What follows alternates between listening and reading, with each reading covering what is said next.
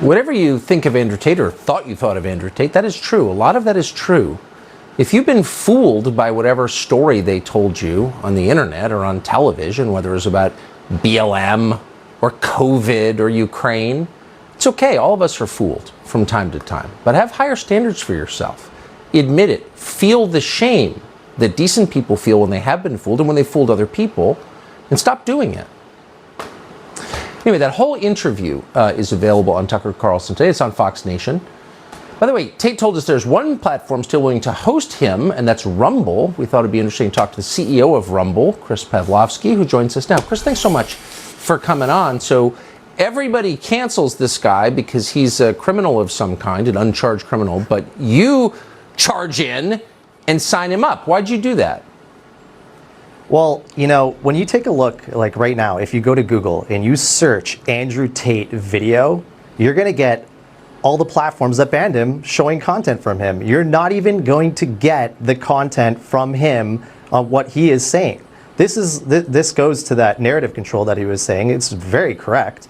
It is completely stacked against him. You can't see what he says. You have no idea what he's talking about because you're only getting what they want you to get.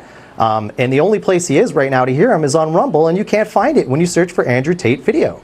And that's a huge problem. And what we're standing up for at Rumble is allowing people to say whatever they want, whether we disagree or agree with what they're saying.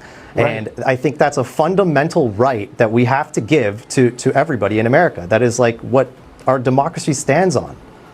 Well, that's what the country was founded on, of course, was freedom of conscience and freedom of speech. Really quick, they told everybody that this guy was just completely off limits. He's a criminal, and anyone who would watch this is also a criminal. Were you intimidated at all when you publicly came out and said, I'm signing him up?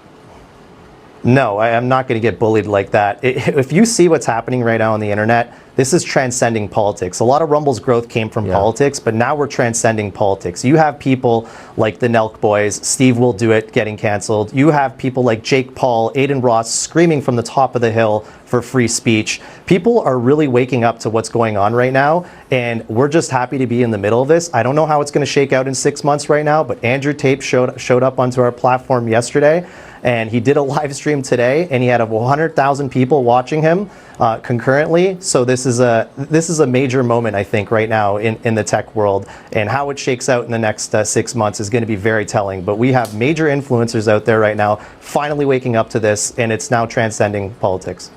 You can't have a free society without free speech. It's really that simple. So I appreciate what you're doing. Chris Pavlovski, thank you. Thanks for having me.